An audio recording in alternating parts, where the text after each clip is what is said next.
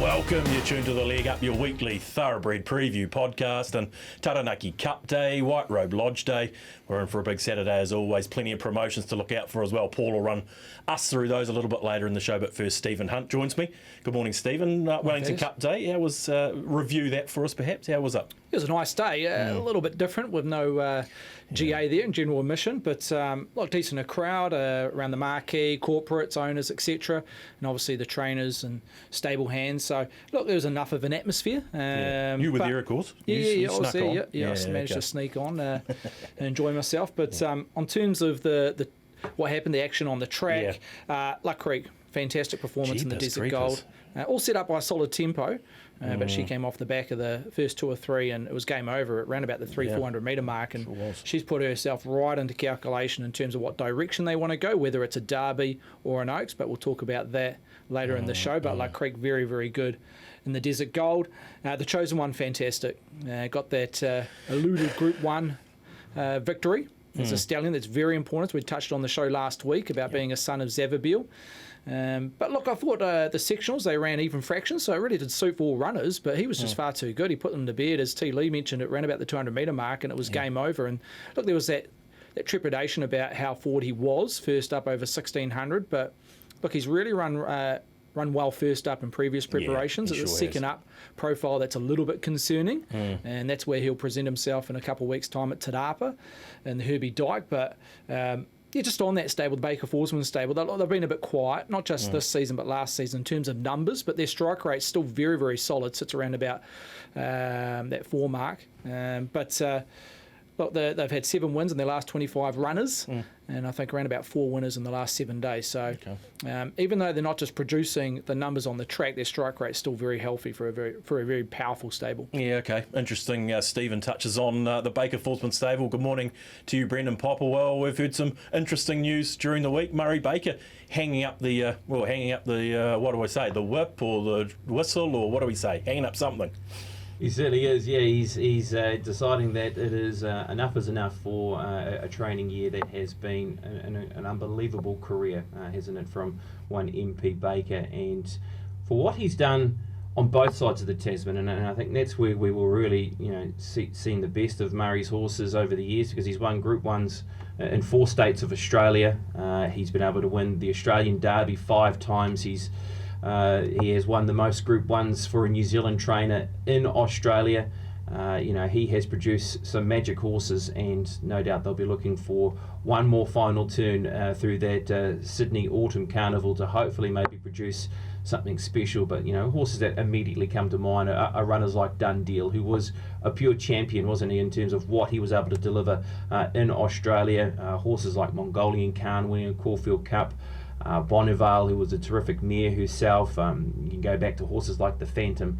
Look, he has produced them, and they've been able to win on both sides of the Tasman. So, enjoy your retirement, Murray, and I'm sure he will, and I know that he'll enjoy parking up and watching a fair bit of cricket, and also taking a lot of interest in the grandkids, and of course Bjorn in Australia, and no doubt maybe having a few wise words to Andrew Forsman from time to time. So, enjoy that retirement, Murray. You make a good point, Pops, about the fact that the accolades have come from both sides of the Tasman. I'm sure Murray is particularly proud of the respect and the kudos he holds in Australia, because, there was an outpouring from over there as well, wasn't there?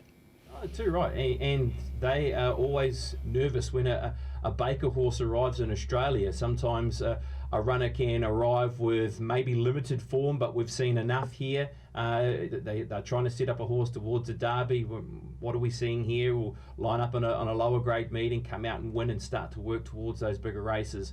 And always very tough-hearted horses, aren't they? The horses that they produce to Australia.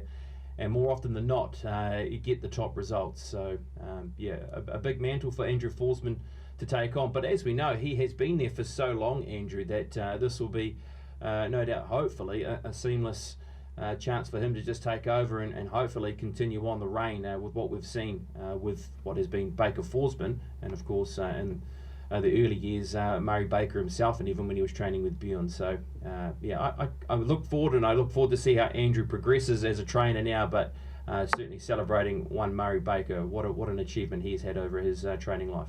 Yeah, 100% echo those comments, don't we, Steve? Paul Mawari, good morning to you. You're in our other Petone studio, I believe. Have you spent all that Coventina Bay Chosen One Quinella cash yet? Yeah, thanks, Thad. I'm loving it here in my new digs. In fact, I don't think I'm ever coming back into that matchbox where you and Steve currently reside. Well, fantastic. First of all, congratulations and all the best to Murray Baker. And wasn't it wonderful to see the Chosen One pick up Group 1 glory in the mile on Saturday? And yeah, the Quinella, not the worst.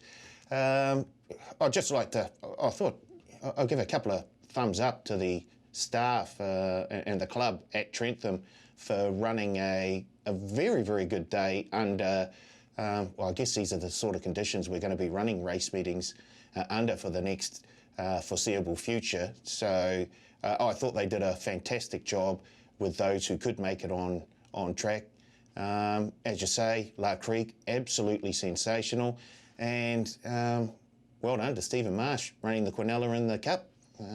It was a great day. Had a great time. You stick strong with Lincoln King, Paul? What was that? Did you stick solid with Lincoln King?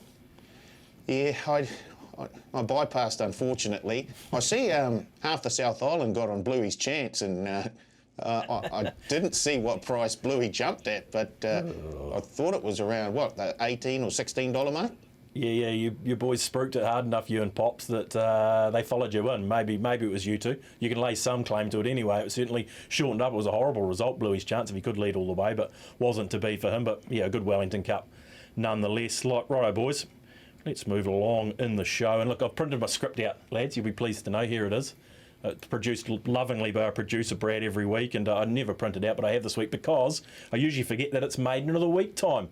BP, what do you got for us this week? Well, I'm sure it was a win that everybody noticed, and many would have noted this running down as a nice horse to follow. Top Note, Maiden of the Week. It was a pretty easy one this week, really, with how this horse delivered. Boy, it was some win, wasn't it? A horse who produced some good efforts through the trials, was ready to go first up, and she did exactly that. She came from back off them, and with a couple of real big bounds, she puts them away, the daughter of Burgundy, in the hands of Opie Boston. This one for Pencaro. Sir Peter Vella, Jamie Richards, Top Note. She was impressive to the eye. I thought there was a couple of really good runners that you could have almost chosen had she not produced that type of effort there to win that maiden. Even a runner like SVR, who now puts himself into calculations for the Vodafone New Zealand Derby. But to be honest with you, ran very much a distant second in terms of maiden of the week this week behind Top Note. Yeah, hard to go past Top Note off the back of that performance. We've beaten Mick and Emily in again for another week too, Pops. We'll be pleased about that. Talk about Top Note, Steve. Yeah, good performance on the eye, being by Burgundy out of a Tavistock mare, Apregio.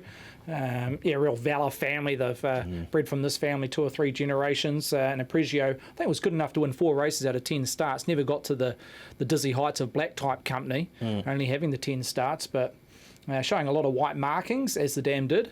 Old Top Note, and yeah, very progressive type. Unfortunately, just a little bit behind the scenes in terms of maybe an Oaks candidate.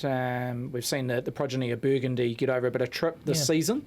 Yep. So not sure what direction they go, but Jamie will sort that out. See, it doesn't hold a nomination for the Live-In Classic, but there's some nice 3-year-old black type races before the season ends. And BP, just on that day, the Waikato Guineas was run and won by Field of Gold.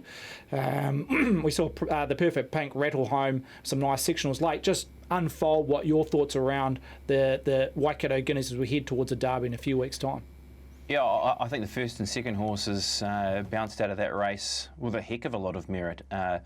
Look, the winner in Field of Gold, despite getting everything his way and how he was perfectly ridden by Michael McNabb, he's still very strong past the line, and he's taken an age to pull up. So he is in a good space. And what I like about him heading into the Derby is he is going to be in the right half of the field. So often we have seen and heard so much around stats on how the Derby is won, is that you need to be, in that first half of the field and at least in a challenging position at the 600 metre mark to be winning the Derby. Look, we haven't seen a horse since excellent win from from back in the back half of the field of the New Zealand Derby. So immediately there's a tick next to that horse's name with where he's going to sit. He is a half-brother to a horse that won the New Zealand Derby, of course, in Sherwood Forest. So we get to see him again at Ellerslie, no doubt, over a touch more distance. But he's in a good spot, and so is the Perfect Pink. I mean, the Perfect Pink had a lot against her with how that race was run, and it was always going to be the case from a draw where they were going to get back in a race where there was no speed, with the leader being an obvious leader in Field of Gold. There was a little bit of pressure but in early stages of the race, but then that all evaporated. So her run does merit her being the favourite with how she's performed, finishing on into second position. Things are just developing, aren't they, over the last week or so around this Derby, and maybe there's still a turn or two to come as well as we get closer towards that Avondale Guineas. I have no doubt there's a turn or two to come. We lost Seamus as well out of that Derby market after that run. You see Alan pulling out Seamus 24 hours post the Guineas, which we saw run on Wednesday. Just pedigree, a few things against him, going over 2,400 metres. Now, Alan Sharrock's astute enough to see the reasons to withdraw from the Derby. Yep. Leighton On was chucked in for the Levin Classic, where he sits in that third line at $6 behind a couple of Te Akau peers. So he'll go back to Trentham, where he's had success over 1,600 metres. V14 it was, I think, the Wellington Guineas, but he just has to step up an extra furlong there. And he didn't disgrace himself in the Waikato Guineas. I thought the run was okay. He ran okay. Look, the race shape, as BP mentioned, really did favour on-speed runners, but you probably wanted to see him challenge that lead or that winner down the straight, or even hang on for second for it to progress towards a Derby. But look, there was always that question mark around Seamus. I thought Regal Lion was pretty good late through the line, again out of the right stable, the Baker Forsman team, being by Jacklebury. No dramas there on pedigree once it gets to 2,400, and hit the fastest last 200 of the race, and through the line was okay, and again a race shape that didn't really suit. So just quickly on the overall summary of the Derby: the Perfect Pink $4, Tutu Kaka at $6, Field of Gold La Creek $8, and Dark Destroyer, possibly seeing that runner on Sunday, was late scratched on Wednesday at a $10 price. So a couple of fillies in the top 3 or 4 in the market always makes it intriguing, not just in this market, but when you play into an Oaks. Yeah, exactly what I was going to say. Well, we're going to touch on the Oaks a little bit later, but yeah, obviously what those fillies do is going to have some sort of say in both those markets, isn't it? Look, you can back up. I think Zaza Whaler backed up a few years ago from running an unlucky placing or just out of the placings in the Derby. They hammered her in the Oaks too. And then she ran a really nice race in the Oaks. So you can do it. You just need the right horse. And possibly the right campaign as well. But at this stage, from what money's indicating, the Perfect Pink definitely heading towards the Derby, and that's represented in the $4 price. And La Creek, just coming out of the stable post-Saturday, is also heading towards Ellerslie. Yeah, it's going to make things awfully interesting. Righto, guys, let's get into our preview of the 4 races we're going to touch on. We're going to start up at Taranaki, and we're going to start with race number 4, Steve, Platinum Homes 2-year-old Classic, Group 3 over the 1,200. Some nice 2-year-olds going around here. Some nice 2-year-olds, a few coming out of the woodwork, but Marvin Bell, 1 start for 1 win out of the Jamie Richards barn, $2.20. That is its opening quote, but punter's pretty happy to snap up the 2.2. Chamario in that second line at 4.2. Zahir, $6.50. Bestseller, probably the best played in the middle market, open double figures, $11 for John Barry and Sarah McNabb, now trading 9. A Villain first starter, Leith Innes, Team Rogerson at 13. Val de Zoldo, 12 out, a couple of turns to 14, shares that same price with Soph Mays, and Speed Run best of the rest at 26. So a couple plays here. They're pretty keen on Marvin Bell at 220, but Bestseller, that's your firmer in the middle market, 11 into 9. I reckon Steve would be pretty pleased when he sees a 1 start, 1 win, Opie Bosson, Jamie Richards runner. BP would make his life pretty easy, wouldn't it, to frame these markets up? Wouldn't you? And we bounced out of a day where we saw a couple of nice 2-year-olds win on that meeting out of Te Araha. Look, before we talk about this race, I think first of all we need to touch on the possible weather that is going to be hitting New Plymouth now as we record this and go live Friday morning. I jumped online just to find out exactly how much rain's likely to hit there. Now, the expected heavy rain watch is from 4 a.m. Saturday morning right through to Sunday afternoon, and they're expecting heavy periods of rain in New Plymouth. So really do factor that into how you want to play bets into Saturday. So dead 5 at the moment, and it is a fine day in New Plymouth, but there is a lot of rain expected on the day of the race meeting. So I think that's a key pointer in playing into some of those latter races. This race itself, yes, Marvin Bell, a runner who produced a really nice win, got a good run in transit from a low draw, sat in behind speed, which was set up by the stablemate, and was able to produce a nice effort. Now, of course, Hannah Lee's come out of this race and then come out and won the Wellesley Stakes at its next start to the races, and we can use that reference too with a couple of other horses too, can't we, with the Hannah Lee form race, Charma Rio, who was able to finish into second position, and Zahir, who bounced out of that race, who finished third. I do like Bestseller. I thought this horse was, of two bad gates, 10 and 11, eye-catching on both occasions. She ran the fastest last 200 in the Wakefield and behind Wolverine. We know how that form is carried on through the Eclipse and into the Karaka Million 2-year-old race. She has a slightly better barrier draw here today, on Saturday, where she's drawn in barrier number 5. She's happy to have something on her on the each way. She just presents like a horse that'll get a better run, because I thought her run, going back and looking at it again, she got back in a position where she had to come off heels. She was back in last position, had to come around, get into the open air, and really did hit the line strongly into 4th position. And there is some wet breeding on her side. If we want to go back through her dam side, her full sister, the full sister to the dam, has won 2 races on wet ground in Australia and twice placed on slow ground out of Australia also. So there is enough of a breed there to suggest that she can get through the ground. Oh, great stuff from Pops, isn't that? That's the stuff we like to hear. What did you factor? You've obviously factored the rain in to some degree, Steve, or the wet track. Yeah, not so much as in the juvenile race. It's they're all basically hitting a possible off track on Saturday for the very first time. You can work out a little bit on trials, etc. But a lot of these juveniles haven't struck a wet track when it comes to race day form. Just on Bestseller, has had a jump out win last Friday at Hastings. Apparently just sat off speed in a 3-4 horse heat. And then finished over the top of them over 1,000 metres. So it's been kept up to the mark post its Wakefield 4th. From barrier 5, as BP mentioned, look, it can sit a lot handier. I don't think it's going to be bustled out of the machine and try and be in the first 2 or 3. And just going on what I read around the jump outs, they took a sit there as well. So maybe just forward to midfield from barrier 5 with Sarah McNabb, but intriguing runner, Bestseller. Paul, what are your initial thoughts here? You'll be pleased to see a little bit of money for your old friend John Barry there with Bestseller. Which way are you heading here?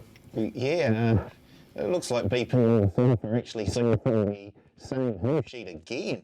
I've noted down Bestseller as well. She finally gets a barrier draw, number 5 this time. As BP said, the fastest last 200 sectional in the Wakefield. She did look a wee bit green at times, but I just, the way that she finished off, I thought it pointed towards a big showing this Saturday. I can understand why Marvin Bell is the favourite there, and I'll wait until race day just to see how the track is playing, but we'll probably have a bit of a go on Marvin Bell. Of course, Smiling Joe won on her first up. Opie jumps on this time, so I'm happy to take the 220 at this stage. We may see a wee bit of a drift if the track conditions do deteriorate on the day. Be a touch short with the inclement weather, Paul. You there? We've lost him. And, here he is. If that weather does come along, the rain does arrive, then I probably will be going a wee bit harder on Bestseller and not so much on Marvin Bell. You're in what's happening in there? You're in the dark. Your microphone's playing up. Make sure you get your mic away from your lapel there, Paul, please. Yeah, one of the lights has just gone out in the studio. Oh my God! So this is live television. See, we are coming to you live from Petone, the leg up. There we go, Steve. Look at that northern-southern form. Always a little bit tricky to hang up. You always line up. Rather, you've got Marvin Bell, Charmarounds are here, bringing the northern trainers, I should say, against some of the CD Raiders. Well, not Raiders, the CD home people. It's always intriguing when you're cross-coding them around. But look, Zahir, going back on its maiden win, rated horribly, the maiden win. But had every chance at Trentham, even though it was 51 days between runs. So there might be a little bit of improvement around Zahir, but has that short SP profile as well, which will help its price remain around that third line, but just yet to run the figures. Charma Rio, just go back on its debut, ran third to Grayson Gray and Dynastic. We know that form's been franked in particular with Dynastic. His figure in the Wellesley has him right up to the mark what Marvin Bell produced at Te Araha. He's just still working a few things out. Just noticed down the chute at Trentham, a little bit green, hung a tad, but he has the draw here where Vinny has a few options. So he deserves to be second-elect, Chamario. But look, just back on Marvin Bell, is Te Aroha Maiden Win rated, or her Te Aroha Maiden Win rated 1.3 lengths above par? So that's a nice little gig for Marvin Bell in terms of a debut performance. And as we know, Hanalei has been a subsequent black type winner. BP, just back to you around Marvin Bell. We've seen in trials and race day, has that tactical speed to put itself in the first 2 or 3 in running. What does Opie do from a sticky gate and barrier 9? Being race 4, we'll know that by then there might be some pattern or just taking the rain factor out of play. What does Opie do from barrier 9? Would you like to see him push forward, hopefully get a 3-wide trail in the first 3 or 4 in running, or do you think he's got no choice but to go back? As we do see the Tiako stable play the positivity card, and put their horses into the race. And look, you almost wouldn't be surprised around that. There does look to be that little bit of speed in the race. Now you've got Zahir, who was drawn right next door in barrier number 10, and in both of his starts he has shown that early acceleration to be able to put himself outside leader. So there is a chance that horse might come across with Marvin Bell. So there could be that early rush of some speed in this race in terms of where horses want to position up. So look, you wouldn't be surprised if they look to try and follow that runner over and get into that position of outside leader over 1,200 metres. If they can find that spot with Marvin Bell, look, she is going to be the one to beat.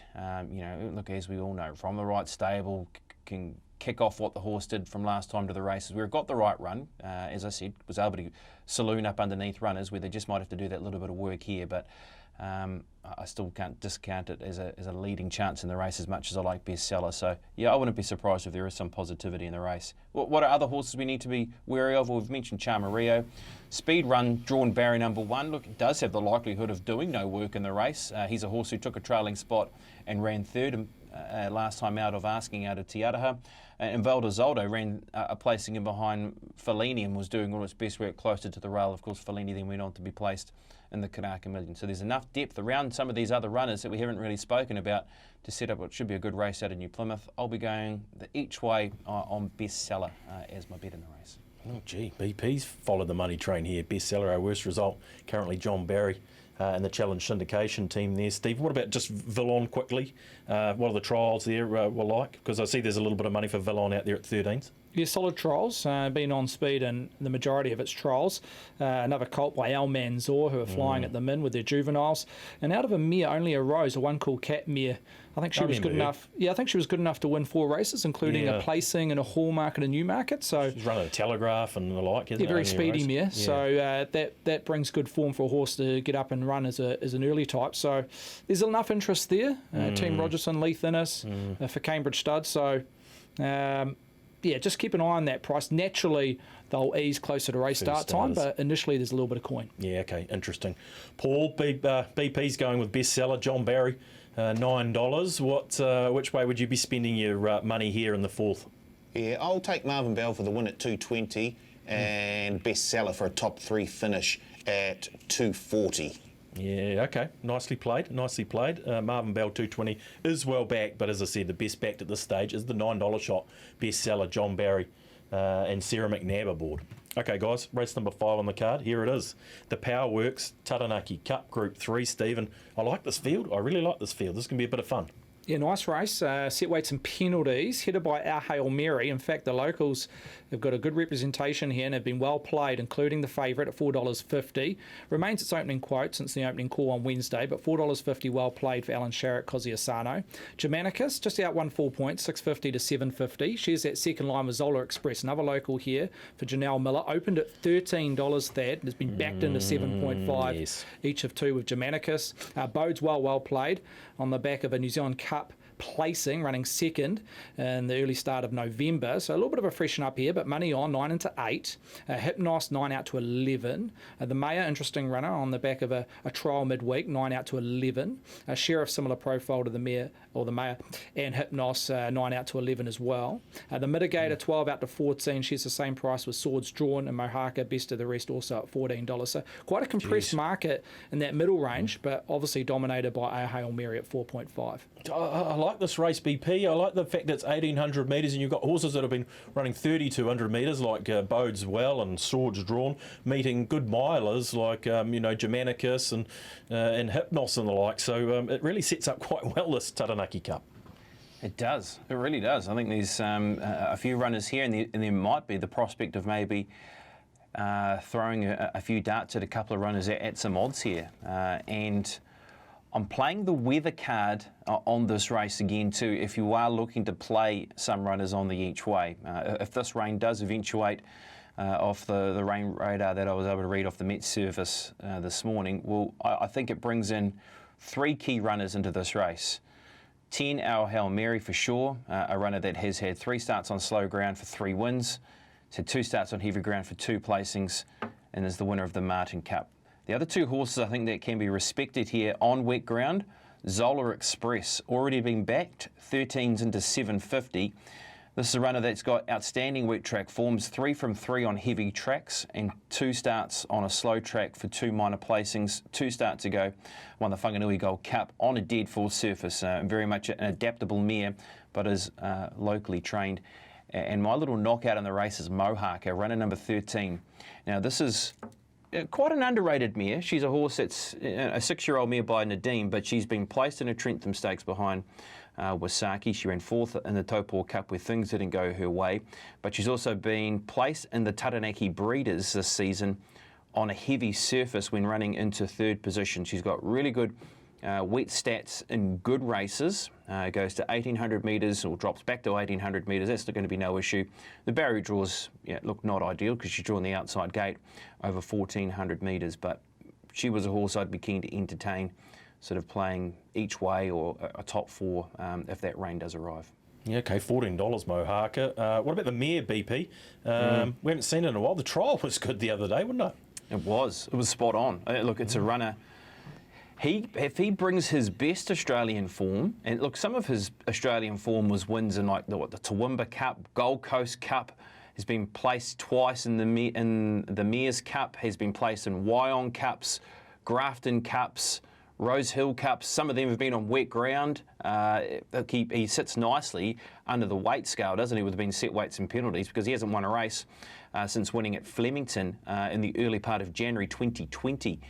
Does the mare. So he's come back, and he's a horse that when we last saw him in NZ, he was he was 4th in Vin de Dance's Derby, which feels like another lifetime ago. So look, he is a runner that will no doubt be targeting some of our better races as we lead into the autumn. I'd be very wary of him.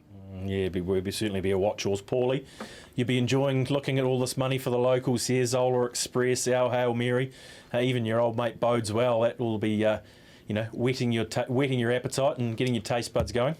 This is getting ridiculous because I've got a big circle around Mohaka as well. She's as honest as the day is long, almost as honest as me. She just never runs a bad race. And I had a look at the stats as well. She's been once outside the money on a heavy track from 6 starts. And she's finished inside the top 4 on a slow track 4 times out of 6 starts. So I'm really looking at a top 3 or top 4 bet on Mohaka here. If that rain does arrive, I will be going a wee bit harder as well. I just love the way that she just runs races. She'll give you a sight. So I'm all over Mohaka. I can understand Our Hail Mary as well. Really wasn't doing a hell of a lot this prep and just went bang in the Martin Cup. And looks back to her best. So, yeah, Our Hail Mary on top, but I really do like the look of Mohaka. These boys are sharing notes before the off here, clearly, Steve.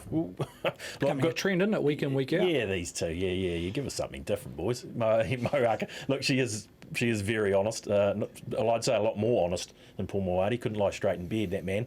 But look, no surprise to see money for Our Hail Mary and Zola Express, though. Yeah, they've got decent form on their home track, so that's one tick. As BP alluded, they've got wet track form. Our Hail Mary, as Paul mentioned, just took 2 or 3 starts to wind up this preparation, but it was under distances short of its best, and that's probably the only concern going into this race around Our Hail Mary. It's dropping back in trip from 21 to 1,800 when winning the Martin Cup, but In terms of weights and measures, sits perfectly in terms of the set weights and penalties. We're rating a 95. I think it's 1 rating point off being top-rated galloper in this field, and gets that 2 kg allowance as being a mare. So she fits perfectly in terms of the set weights and penalties conditions of the race to our Hail Mary. But just that slight concern might be around 1800. But again, weighing up the fact that it could be a testing 1800 on the rain that's forecasted. Is Zola Express money surprising to you? Or not with the wet track. Look, we priced this all the way back on Wednesday, so it's been a bit of a reassessment from us here in the office, again with the warm support around Zola Express. But look, she presented first up 1400 at Trentham off the back of 56-day freshen up when winning the Wanganui Cup. She had a fantastic campaign last preparation, the back end of last year, culminating in that Wanganui Cup. And she had, as I mentioned, a freshen up heading to Trentham a couple of weeks back. She sat just in the trail. The obvious race shape suited her because it really did favour on-speed runners. I think they ran 4.4 lengths below par for the first half of the race over the 1400 at Trentham, and I think Belclair was sitting on speed and won that day. So the race shape suited her first up, but it was a game run considering it was a distance short of her best, Zola Express, and gets that big tick in terms of race conditions, which could present itself on Saturday, and also has a very good record on the track. So just with Mohaka, just early this preparation, we've seen that horse ridden neutral. I like to see them go forward as it did last start. It's got a wide gate, Kate Hercock aboard. I wouldn't be surprised if they look for those similar tactics we saw last start. But early in the preparation, it was in that neutral, the back end of the map, and just didn't quite suit it. Never really got into the race. So it wasn't like a Martin Cup or something doing that. It was up on the speed and its best figures and performance has definitely been when it's been running along on speed. So from that wide gate, that might be Plan A heading towards Saturday. Okay, just on Germanicus before I go back to BP, pretty short in this market. How do you assess? Hasn't won in a while, Germanicus, joint second favourite. Look, the money was there in the anniversary, and it was a very good run. Ran right up to betting expectations around that 7 to 8 to 1 Germanicus off a double figure price. So look, the question mark just stretching out to 1800 metres. All its best performances has been 14-16, and on a testing track, that's probably the biggest negative for the horse. If the rain does happen, that price may well start at double figures. Yeah, okay, BP, what are you thinking here in the Taranaki Cup? It's a beautiful race to have a bit of a spec at a few each way, isn't it?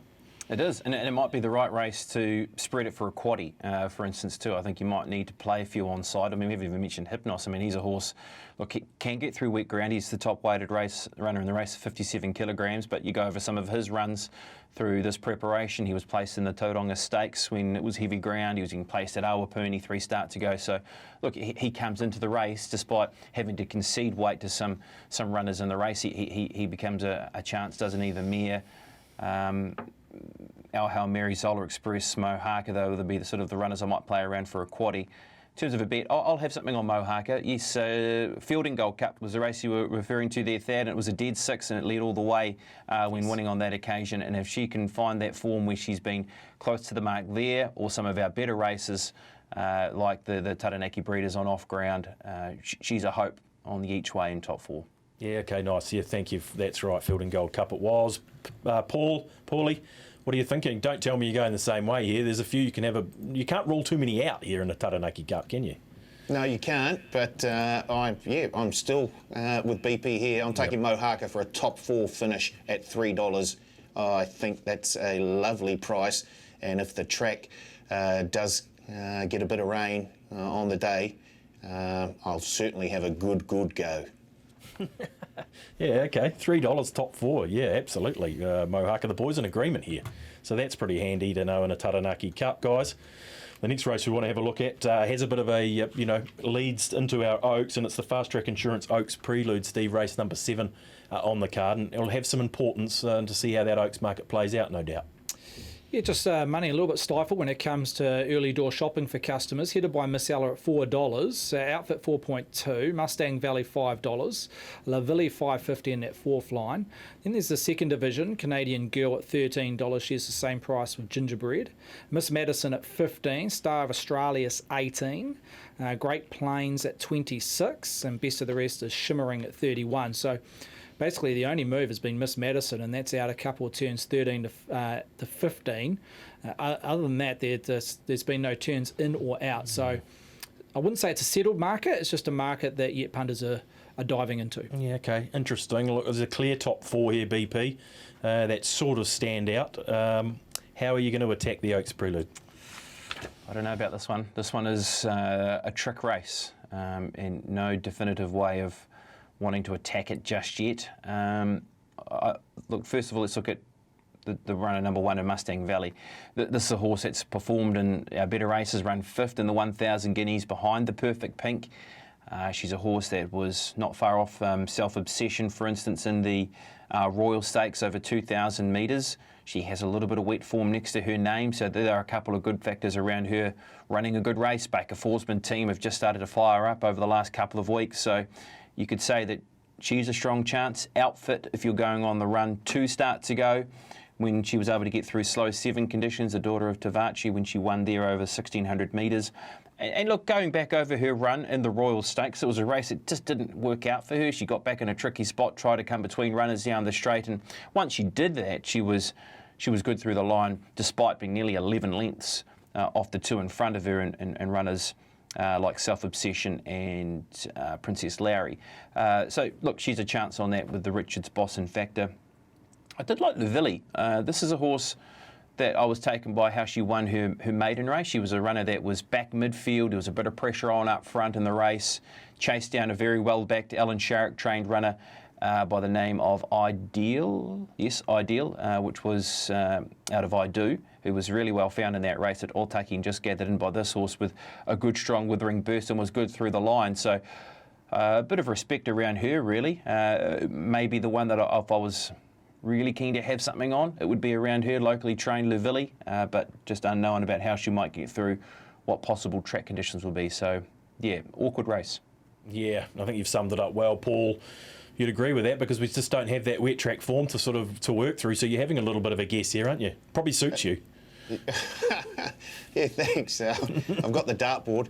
I guess, well, let's have a look at Miss Ella first.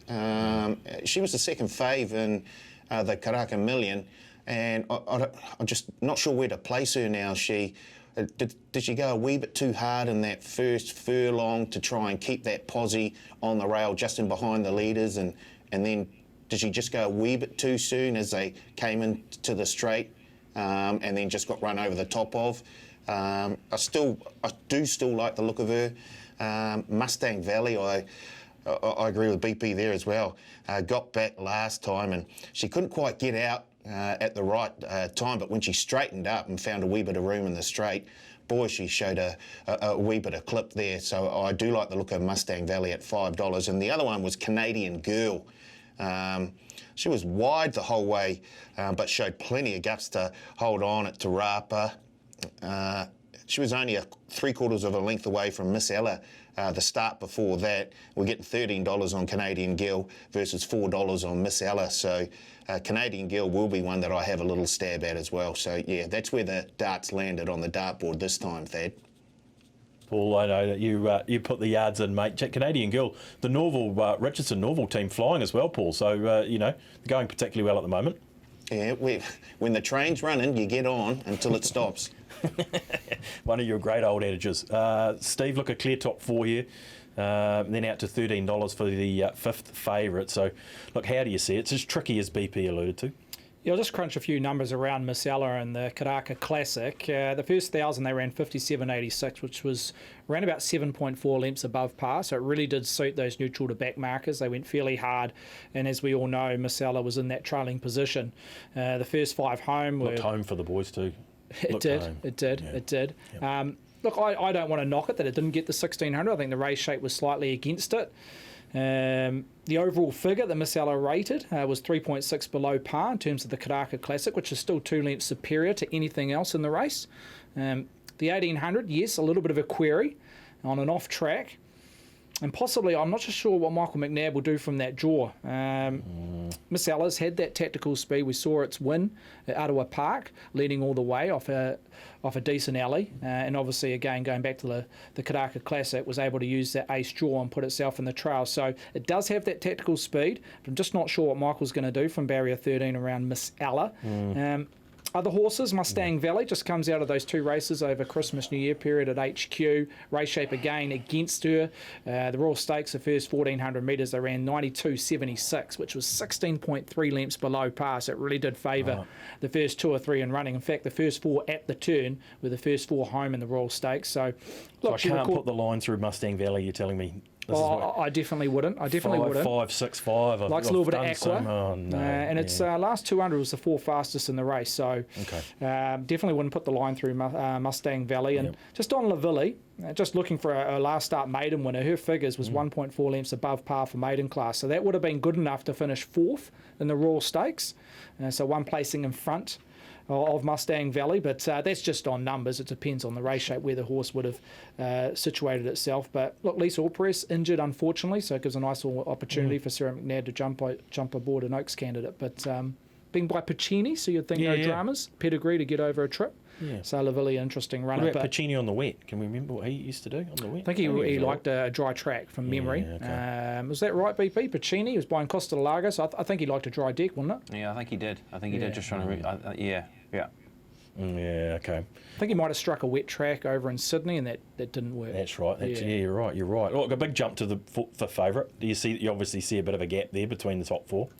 On exposed form, but as we know, they can really spike in terms of figures and performances, 3-year-olds in particular, when they're getting over a trip. So, no, I'm not ruling out anything in this middle market. It's a sticky race, 1,800, stepping up for the very first time for a lot of these 3-year-old fillies as we progress towards an Oaks, and that off-track factor just adds a little bit of a, a bit of trepidation. Yeah, a little bit of a trepidation, negativity in terms of dissecting the form, but... at this stage, no clear lead. Punters just willing to sit back and just see how it all unfolds in terms of conditions before they dive in. Yeah, KBP. Look, there's a little bit of money for Canadian Girl. There's a little bit of money for Gingerbread.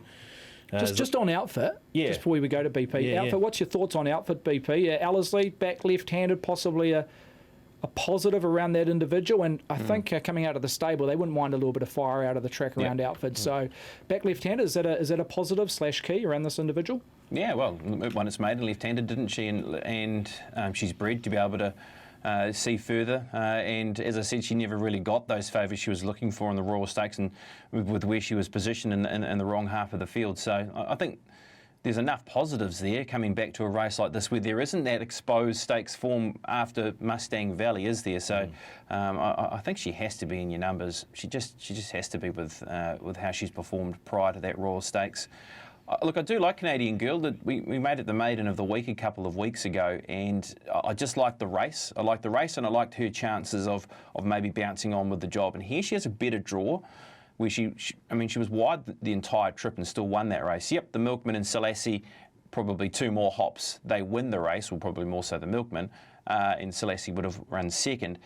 But SVR's come out of that race, who finished 5th, who was so unlucky, then came out and won a maiden 2100 and put himself into Derby contention. So I know there's a few Tiptronic owners that are involved in this horse, and they're riding that wave and hoping that maybe Canadian Girl can get a piece of it. So I wouldn't be writing her off as a top 4 chance. I think she's around that 270 mark, top 4. In terms of a bet, Lavilli might go a little win bet on that runner, but happy to have sort of 3 or 4 other runners in contention for a quaddie, horses like Mustang Valley, Outfit and Miss Ella and co.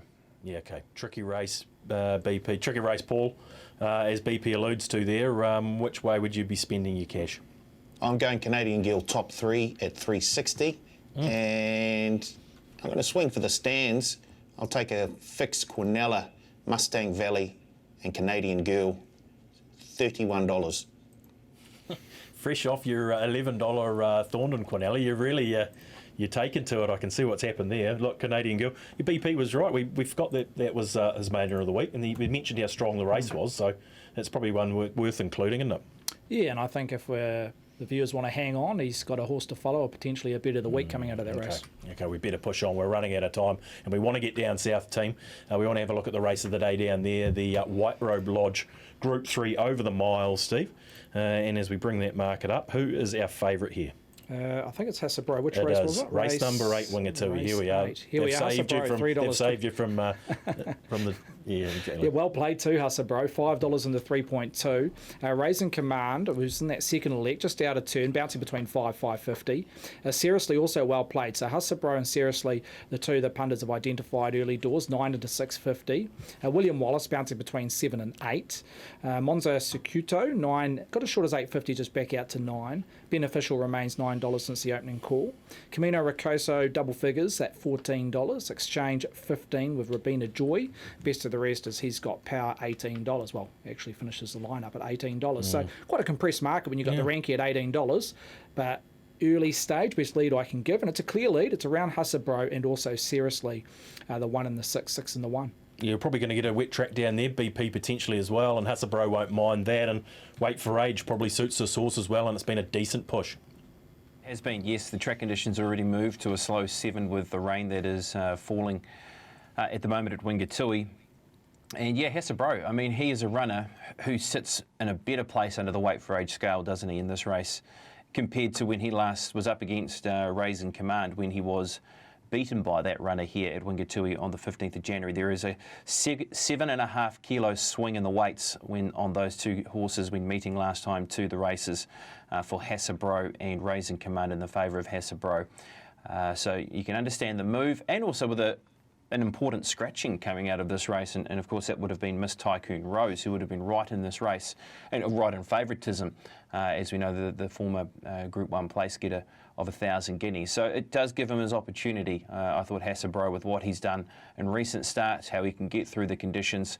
Seriously, runner number 6 is a horse who runs second in the Copelands, and behind Marcus Aurelius. He was beaten on the weekend just gone, and behind Monza Secuto, who is a current runner in this race, also has to be dangers. But yeah, Husabro, I think he's a deserved favourite with what we've seen both here in the north and what he's produced in the South Island so far. You'd be liking to see the push here, Paul, around Husabro. Plenty of early money. Yeah, I think the market definitely got this one right. They've told the bookies that they just opened up way too. What was it, $5 when he opened up? As BP said, a 7.5 kilo swing when he was only, three-quarters of a length away from Raising Command last time they were here at Wingatui. He carried 62 kilograms to start before that when winning. The rain won't bother him. What are we now, 320? Get on. That won't stay. 320. Look, William Wallace in a Timaru Cup last time, Pops. I mean, they got plenty there. You mentioned Seriously. A Beneficial Monzo Secuto was good last time. Can you give us any hope down the page? Well, William Wallace, I'll come back to Stephen Hunt here, because, I mean, he was keeping the faith. I mean, this was some stage in the springtime where he said, don't give up yet. Now, there's been a few runs following that, but if punters didn't give up, you got $29 when he won the Timaru Cup off a wet track, Stephen, but you were holding that faith there for some of those punters and with how he was running some of those races in the early part of the spring. Yeah, he just always teases you, doesn't he? Just the way he maps, he can be a low percentage play, he gets back and hits the line strongly and produces decent sectionals late in the piece. So, look, he managed to get a win last start. I wasn't on William Wallace, but on that occasion. But you're right, I was pretty keen to follow him in the right race prior to Christmas, William Wallace. Sticky gate from barrier 2, because you know he's going to get back, and if he gets stuck along those rail or that paint, it might be a bit of a challenge for Brent Murray to get him off the rail at the right time and put him and present him into the right place and the right time in the race. So, Wait for Age.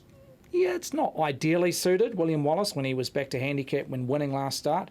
Off track, I don't think he'd want a heavy track, but in that slow range, it shouldn't be any negative around William Wallace, but he's a hard horse to catch. Yeah, exactly, as you say. Stating the way obvious. he gets back. Yeah, that's right. $7, William Wallace. Look, money for Seriously, Pops, money for Husabro. But yeah, which way would you be playing the White Robe this year? Well, do we just get on the Moati locomotive that is about to roll through town and said, climb aboard if you want a ticket to Wingatui and take out the White Robe?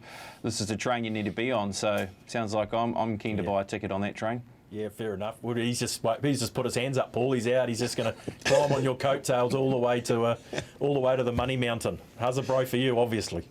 Yeah, well, he's got the football jersey from the foot of the Blue Mountain, so he may as well get on the train.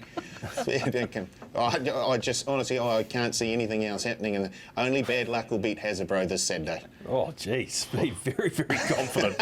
I love it. Yeah, we might have got one wrong. We got a bit of a deduction with Miss Tycoon Rose, Steve, but yeah, obviously... I think there is. I don't know off the top of my head, but I think she came out, if it wasn't yesterday, it was first thing Wednesday or after the market was released. But yeah, look, they've definitely shaped this market. We mentioned the 3-year-old filly race at New Plymouth not having too much action. This is completely the opposite. Yeah, okay. So the 320, as Paul says, may not be there forever. And certainly looking at my trading interface here, I could probably echo those comments around Hasbro, maybe shop now at that 3.2 because the money is certainly there. I better think about winding it up, guys. I did want to touch on that Oaks market, though, Steve, and I've got it out of order again. See, that wasn't on my script today, unfortunately. Just on the back of that Oaks prelude, just how do those horses sit in that Oaks, and where do they sit? Obviously, the Perfect Pink's still there. Just talk us through that Oaks futures market. Yeah, we'll see there in terms of horses that are running on Saturday. Mustang Valley, $18. Outfit also $18. A lot of them are in the page 2, but if you're just looking at page 1, it's an intriguing market, Thaddeus, because you've got the Perfect Pink at $5, La Creek at $7. Now, we've talked about those horses targeting the Derby in a few weeks' time. Look, there's a possibility they could back up. I'm thinking just knowing the overall profile and how the stable operates at Te Akau, they'd be against backing up the Perfect Pink and directly go to Australia with her, regardless of where she finishes in the Derby. But not sure about La Creek. Could be one candidate that could back up, depending on how it performs at Ellerslie against the boys. But Ballon Rouge races next Saturday, and the fillies race over 2,000 metres, so she looks on track at $7. Glory Bound, $10. Run last Sunday was okay, just race shape was against. It was very much a sit and sprint. Self Obsession had a exhibition gallop during the week, I think heading towards Te Rapa also. Carmen Line 12, just not so sure where she's at, but it was a ripping run. Ripping run. And Aspen, Colorado, who was very impressive at Te Rapa on Wednesday over a staying trip, daughter by Presea, $16 there. I think you could have got around about 61 prior to the victory on Wednesday. Okay. She looks to be a real progressive type. Kylie Bax's colours there. Yes. Dance colours. Yep, 100%. And they've made every indication that she'll be heading towards Trentham. So a little bit to unfold here, looking at the second page there. Marcella, Sassy Merlot, not sure she'll get 2-4. Marcella's Yes, there's a little bit to play out, in particular around the top 2 or 3 when they're accepting and heading towards a derby. But BP, this is probably we say the second stringers. They're the second stringers at this stage in an Oaks prelude. Is there any opportunities in that New Zealand Oaks futures market to your eye? Oh, I don't know. I'm sort of thinking more next week, really. I mean, the Alice Classic is an important race towards those fillies that run over 2,000 metres, then progress towards either, it depends where they want to branch off after that, if they go to the Lowland or do they go to the Sunline Vase as their final lead-up race, excluding any horses that, of course, going towards the Derby. I was really taking my Ballon Rouge's exhibition gallop to get ready for next weekend. So $7 around that horse for the Alice Classic into Derby. I think that's the one that maybe you can be a little bit more sure about getting to the race, as opposed to having little question marks on the Perfect Pink and La Creek. Glory Bound, don't want to give up on Glory Bound. I think that horse will appreciate more ground. Race shape, totally against it at Ellerslie. It was just a sit and sprint. They basically just went around for 600 metres in that race and sprinted home. So still pretty good run. Carmen Line, well, look, at this stage, Carmen Line is trying to get towards an Oaks. Her run was outstanding in the Karaka Million Classic. So yeah, they're the ones I'm interested in at the moment. If you are wanting to maybe take one out of those runners that's running in that prelude tomorrow, it could be Mustang Valley, who's at that $18 mark. Yeah, okay. Paulie, I mean, if we do want to back the Perfect Pink or La Creek, we've got the ability to be future-proofed, I suppose. That's one good way to look at it. Yeah, that's right. And you mentioned at the beginning of the show the scratching of Seamus out of the Derby. So if you did have a single futures bet on Seamus in the Derby, you would have received a bonus bet up to $50 back in your account on Wednesday, just gone. So if you haven't checked, have a little bo peep. You might have a little bit of extra bonus bet cash to spend on Saturday. Very nice, mate. We'll stay with you. It's best bet time. And look, I guess it's no surprise for guessing where you're going. I'm heading to the White Robe, and under the weight for age conditions, I just cannot see Hasbro getting beat here. I think if Jacob Lowry just gets him in a nice little posse, pulls out at the right time, we'll go bang. Happy with 322? Very much so. Yeah, okay, right. We'll take a lesson there. We might have to have a rethink with Paul. Awfully keen on Hasbro to take out this year's White Robe Lodge. Steve, come to us with your bet of the week, please. Yeah, I'll go to New Plymouth, race 3, the 3-year-old 1,200 metres. Show Us More out of the Alan Sharrock stable. It's had a couple of starts, won its previous. Came out of a really fast run race when leading, had all the audacity to kick and prick its ears in the last 50 to 100 metres. So, look, I can see it presenting in a similar profile in the first 2 or 3 in running. Real progressive type. $2.30 currently. There's a few dual acceptors in the race, including the stablemate Perrin Away. Now, Perrin Away sits in that second line. If it comes out, it's probably going to be roughly a 20% deduction, somewhere around there. So that will back it into the red. So, look, no spoil in the price around Show Us More, but potentially could start in the red with a few scratchings and the warm support it's had early doors. Now, we're happy to take $1.90 as long as it wins, aren't we, BP? Your bet of the week last week, Pinarello, scratched, unfortunately. We don't know what's happening there, but where are you going this week? Look, I'll go to Sunday at Tauranga, good fields there for the Waitangi weekend of racing, and I do like the chances of Selassie, who runs in race number 4. Now, I spoke of the race, of course, of Canadian Girl, who won on that occasion, and Selassie is in the pink cap out wide, has produced 2 really good runs. First up run at Te Araha over 1,200 metres, worked home into 4th position behind Cool Change. He's been a winner out of that race in Lebanese Trader, and we've seen good form from some place getters out of that race. Here the horse is hitting the line strongly into 3rd position is Selassie. If they're keen on getting to the Derby, he's going to have to win very shortly, because to be able to maybe try and justify going to Avondale Guineas or the 65 2100. So it's almost D-Day in terms of Derby prospects. He's $41 in the Derby. He's got a good draw on Sunday. Be nice to be able to see him possibly take a position around Tauranga. We know that's important. Chelsea Burden takes the ride. So I was keen to have Selassie as my bet of the weekend. Yeah, okay, 2 kgs off. We can have a little spec in the Derby at 40 to 1s. If it doesn't make the field, we get our money back and up to 50 as a bonus bet. Paul, we better wind it up, team. Paul, we'll come to you. Promotions on the weekend and looking forward to the weekend. Just wind it up for us, please. Yeah, big time. We've got another bonus back blitz this Saturday. A bonus back promotion on the first 4 races from Wingatui, New Plymouth, Randwick and Caulfield. Also got a $10,000 guaranteed first 4 on every race from both New Plymouth and Wingatui, and a $30,000 guaranteed late quaddie from both New Plymouth and Wingatui. Okay, thanks, mate, and thanks for your efforts. Trying in there a little bit. The light's going on you. You've boxed through like a real professional, and we'll see you next week, BP. Look, Wingatui and Taranaki. So you've got the day of trackside. I've obviously given you the day off tomorrow.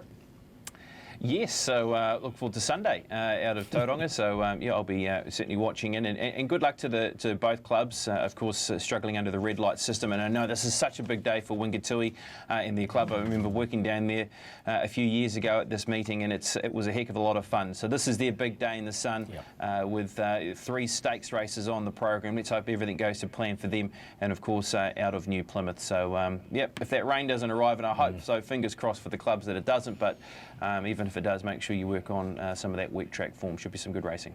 Yeah, absolutely echo those comments, and yeah, hopefully the rain doesn't play too much of a part. Thank you, guys. Thanks, Steve, for your efforts as always. You'll be Pinarello in the last tomorrow. Oh, so it's getting around Taking tomorrow. on the older horses, rating 65. Okay, I was worried. Yeah, it won at Tauranga too, didn't it? Is it, or was it Te Araha? Tauranga, yeah, Tauranga, and yeah, not sure what happened last weekend for the reason of the scratching, but nothing serious on the quick back up. Has to beat the older horses. It's been a recipe for 3-year-olds to come down here, target 65 level, and then go to Ellerslie and be competitive in a derby. So, yeah, Pinarello watch it in the last. $12 chance for the derby. $12 for the derby. An international week next Saturday. What's for watching the team? Week? That's what they call it, International Week, isn't it? Herbie Dyke Day. Oh, sorry. Yeah, gotcha. The BCD Sprint. Yeah. The Phillies race. Trivia had a good hit out during the week. Yeah, it was a very good trial. Exhibition gallop. No, it was an official trial, wasn't it? That's that next weekend. Next weekend, yeah. That's crept up on us. Well, that's something to look forward to. But we've also got plenty to look forward to tomorrow. WINGATUI and Taranaki Cup Day. All the best with your investments, and we'll see you again in 7 days' time on the Leg Up.